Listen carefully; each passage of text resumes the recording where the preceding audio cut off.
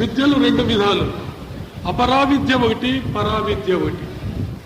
ఈ లౌకికమైన విద్యలన్నీ అపరావిద్యలు అంటుంది వేదాంతం.